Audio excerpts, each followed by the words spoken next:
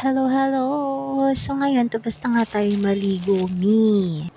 I-share ko nga sa inyo, Mi, kung ano yung ginagamit ko sa mukha ko. Wala lang, masabi lang na may video.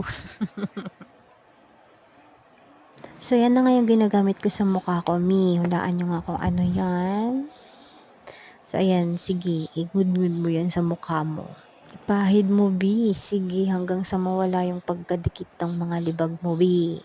Kagaya ng pagkadikit sa'yo ng nagkakakagusto sa'yo. Charot.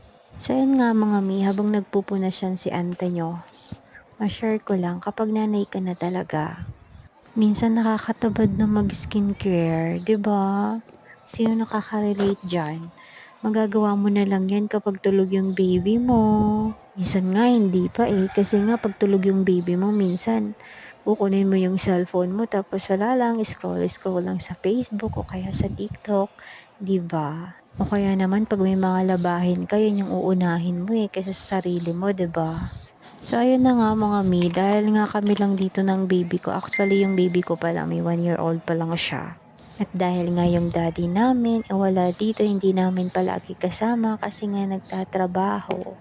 Gusto ko din siya may tulungan. Minsan naiisipan ko din na magtrabaho, mag-apply ulit kasi nga, yun nga, para makatulong sa gustusin sa baby namin.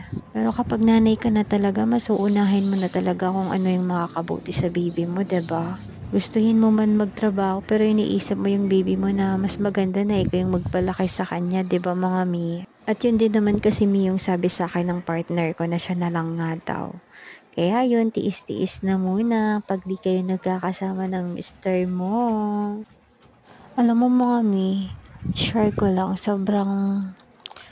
sobrang blessed ako sa partner ko kasi kahit hindi kayo magkasama, ay nako mi, wala ka na talagang masabi sa kanya. Napaka-good provider niya, napakabuting partner, napakabuting daddy sa baby namin.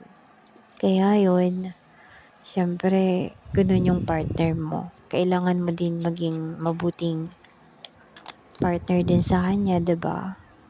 Kaya kapag nauwi talaga siya, halos grabe yung pag-asikaso ko din sa kanya kasi nga bihirang-bihira lang kami magkasama ng partner ko, Mi. So, paano yung pag-asikaso, Mi? Sabihin mo nga. Charot. So, ayun na nga, Mi. Salamat sa panonood. Please subscribe my channel. Thank you and God bless.